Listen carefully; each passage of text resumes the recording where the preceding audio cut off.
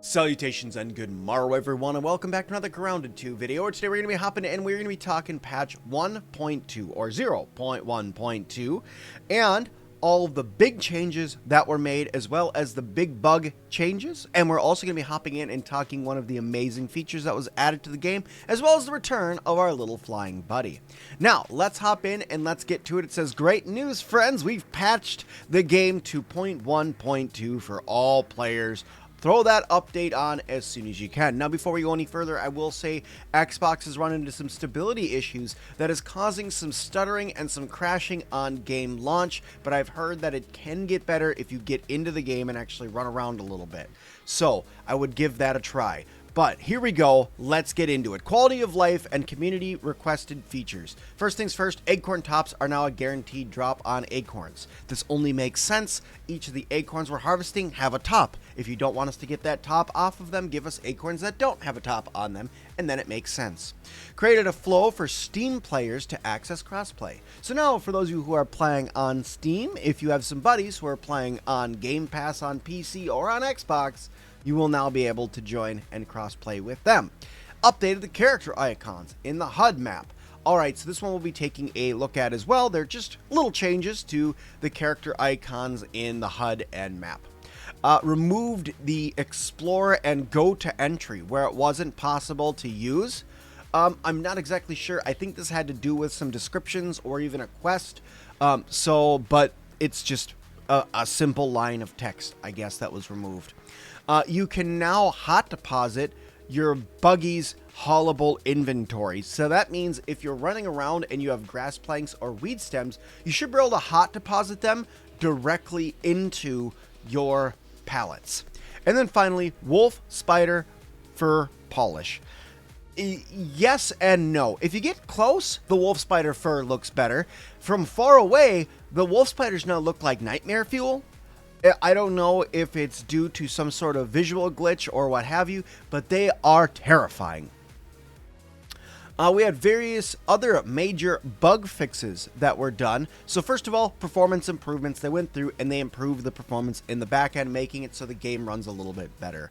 They fixed an issue where the orc bee by the blueberry bush was above the skybox and was unable to be hit. So if you were running into this, I will say you're probably going to have to start over. And when you start over, the bee should be where it's supposed to be in the blueberry bush now.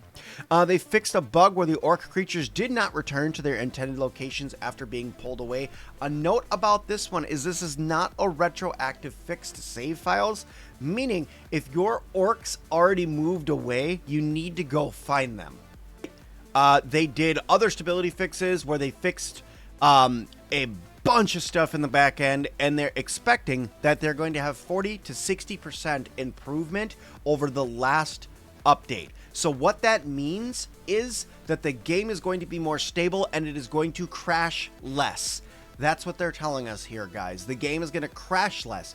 Now, I know, like I said at the beginning, Xbox has been having some issues, but all in all, once you're in, the game should crash less often, 40 to 60%. Less often. Alright, they fixed a bug where shell worlds crashed after prolonged gameplay. Opening photo mode no longer causes clients to lose functionality during multiplayer sections. And then resolved an issue where the sizzle effect persisted indefinitely after saving and loading the game. So if you have that sizzle effect that just kept going and kept going and kept going, if you save and load your game, it should stop it. You no longer need to die to have that sizzle stop. Fixed a progression blocker that occurred when saving and loading after defeating tutorial mites, and addressed a bug where clients could fall beneath the terrain textures during multiplayer gameplay. Redacted now properly descends during the redacted encounter. This is a big one. I actually like this. I called out that bug. That was a fun one. I called that out in early access, so that's cool that we got that fixed. If you know, you know. If you don't, keep going through the story and you'll know. Corrected an instance where the park terrain failed to render for players. So this spot, they are fixing this all over right now. The park terrain is like lifted in a couple little areas, making it so you can see underneath the terrain. This is now being adjusted so that way it's flat down. And then key mappings now remain intact after exiting a session, preventing unwanted resets. So guys, this is a big one for all of you playing on controller that have adjusted your game controls back to the way they were for Grounded 1. They will now remain after you return to the game. Now, they had some multiplayer bug fixes as well, which is various desync improvements and fixed a bug where clients join with improved stats.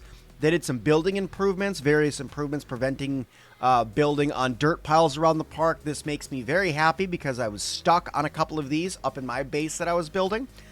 They fixed the issue where the S key would not respond during build mode, corrected naming inconsistencies across various building structures, and resolved the problem that prevented decorations, blueprints from being placed on walls or on furniture.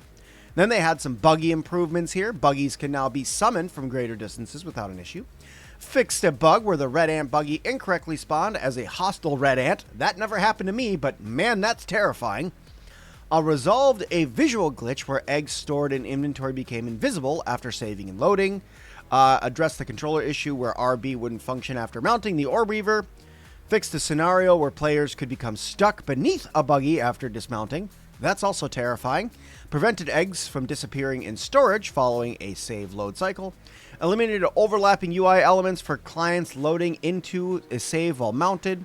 Fixed a bug that causes buggies loss after entering the cooler, and buggies no longer take gas damage while blocking, and improved buggy summoning logic to avoid spawning inside the terrain, caves, anthills, etc. So, guys, honestly, just a lot of really good improvements for your buggy. I think that they went through and they're really showing that they're trying to put out the best updates they can. They're trying to make the game stable for us. You got to remember, they're making this game on the fly, so there's going to be hiccups. There's going to be crashes. There are going to be things when they add things in on the go that are like, oh crap. We only can test so much as the community, and they can only test so much as the developers before they launch it out and say, all right, here's your update. That's why we're doing early access.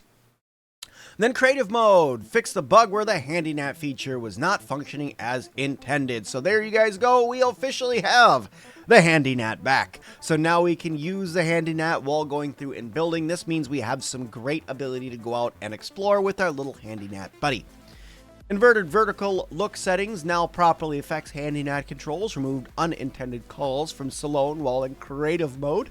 The mysterious stranger no longer appears in creative mode sessions, and Ranger outposts are now correctly unlocked in creative mode. Now, this is a big one. The fact that the mysterious stranger no longer appears in creative mode, guys, that means that you will not be able to do story and stuff like that. It does make sense. We're in creative mode. Alright, the park. Various fixes with creatures spawning inside geometry. That is a big one. I'm hoping, I've seen this breaking already, but I'm hoping that this is just the start of going through and getting that fixed. They fixed a bug where scorpions didn't attack correctly in the icicles event. That's good because there's a spot, you can even see it at the beginning of my video that I did on how to get the icicles, where I had to run and chase down the scorpions in order for them to find me. Raw science orbs now easier to see from a distance. That's good. They probably increased the lighting effect on them. Patched several terrain gaps through the park. That's also another good one. Like I said, we had some hiccups where the map was lifted and you can see underneath it. Corrected floating waypoint markers in specific areas. Reduced shadow flicking across various park regions. Fixed the soft lock that could occur after dying in the teleporter. Bees now follow proper sleep behavior at night. Crossed off access to unfurnished areas that were previously reachable. So if you guys were hoping that you were going to get into the unavailable area, they went ahead and fixed that. But if you already have a save where you're out there, well... And then addressed a stuck spot on the ramp in the Orc Cockroach Queen arena. Clients now experience proper collision without when parkouring on plant stems, and Resource Finder now correctly details all intended resources. Hopefully that means that we don't need to tell the resource scanner that it's on crack, telling me that there's resources somewhere they're not. Now finally, guys, we have a little bit of combat. There's a bunch of additional bugs, but I'm not going to be going into those. Combat wearing wolf spider armor no longer causes all daggers to apply venom on regular attacks. You need to use venom daggers. The wolf spider daggers will be the ones that actually apply the venom. Fixed an issue where drinking dirty water causes infinite sick debuff stacking. Thrown weapons no longer get stuck midair for clients.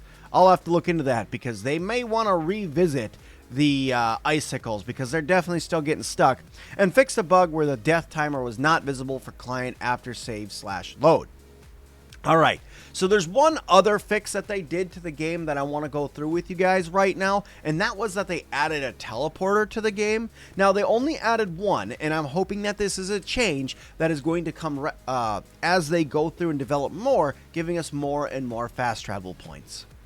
Okay guys, so there was 2 teleporters that were added. They go between 2 different locations in the park right now. I'm hoping that we're going to get more in the future, but right now you need to travel to each of these labs to unlock each side of the teleporter. I'm going to show you guys where it is right now. It is over here. It is this lab that's right here, the ceremony lab. And it teleports you all the way back over here to the trash bags lab. So what you need to do is you go inside of the lab, and then now what you'll notice while you're in here is there's a hand scanner that will open up a door.